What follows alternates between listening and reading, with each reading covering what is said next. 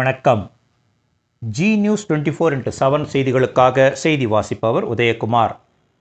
கொசவன்பேட்டை ஸ்ரீ ராமலிங்க சூடாம்பிகை கோவிலில் 9 ஆண்டுகளுக்கு பின்னர் பராக் போடும் உற்சவம் நேற்று இரவு நடைபெற்றது. திருவள்ளூர் மாவட்டம் எல்லாபுரம் ஒன்றியம் கொசவன்பேட்டை கிராமத்தில் ஸ்ரீ ராமலிங்க சூடாம்பிகை கோவிலில் 9 ஆண்டுகளுக்கு பின்னர் பராக் போடும் உற்சவம் நேற்று இரவு நடைபெற்றது.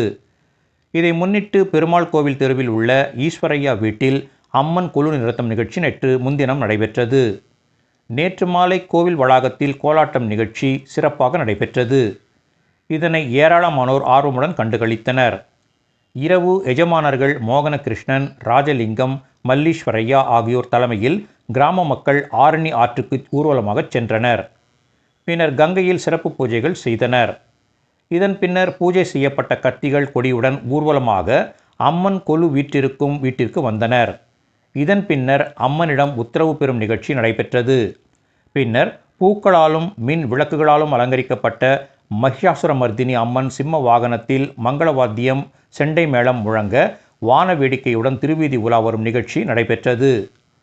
பெருமாள் கோவில் தெருவில் துவங்கிய இந்த ஊர்வலம் பிள்ளையார் கோவில் தெரு, ஈஸ்வரன் கோவில் தெரு, அம்மன் கோவில் தெரு வழியாக சென்றது. வழியெங்கும் பக்தர்கள் அம்மனுக்கு தேங்காய் உடைத்து தங்களது நேர்த்திக்கடனை செலுத்தினர். அப்பொழுது பக்தர்கள் தங்களது மார்பில் கத்தியால் கீறி குருதியை வழங்கும் நிகழ்ச்சியான பராக் போடும் நிகழ்ச்சி நடைபெற்றது. இதில் சிறுவர்கள் முதல் பெரியவர்கள் வரை பராக் போட்டு கொண்டனர். இந்த திருவிழாவை காண கொசவன்பேட்டை சுற்று வட்டாரத்தைச் சேர்ந்த ஏராளமான பக்தர்கள் வந்திருந்தனர். சென்னை வண்ணாரப்பேட்டை, சேலம், புவனகிரி, மாதர்பாக்கம், ஆரணி உள்ளிட்ட ஊர்களில் இந்த பராக் போடும் திருவிழா நடைபெறும். இக்கிராமத்தில் 5 ஆண்டுகளுக்கு ஒருமுறை இந்த திருவிழா நடைபெறும்.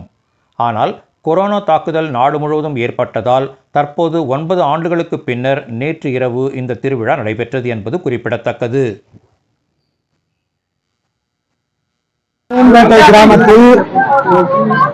கொசவன்பேட்டை கிராமத்தில் எங்கள் குலதெய்வமான ஸ்ரீ ராமலிங்க சோரேஸ்வரி கத்திரி பூஜை மகா விசேஷமாக நடைபெற கொண்டிருக்கிறது. இது 5 வருஷத்தில் ஒரு தடவை நடைபெற இந்த பூஜை கொரோனா பாதிப்பால் 9 வருஷம் கழித்து இந்த பூஜை நடைபெறுகிறது.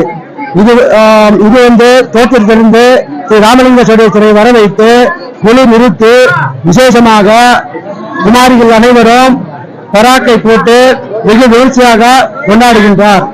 ஆற்றங்கரையிலிருந்து ஸ்ரீ ராமலிங்க சோரேஸ்வரியை கத்திகள் எல்லாம் வைத்து பூஜை செய்து அங்கிருந்து கிராம பொதுமக்கள் அனைவரும் கலந்து கொண்டு அங்கிருந்து கிராமத்திற்கு வந்து அங்கிருந்து எல்லோரும் திரு பராக்கை போட்டுக்கொண்டு மிக விமர்சையாக திரு ராமலிங்க சோரேஸ்வரிக்கு தன்னுடைய ரத்தத்தை தானமாக தருவார்கள்.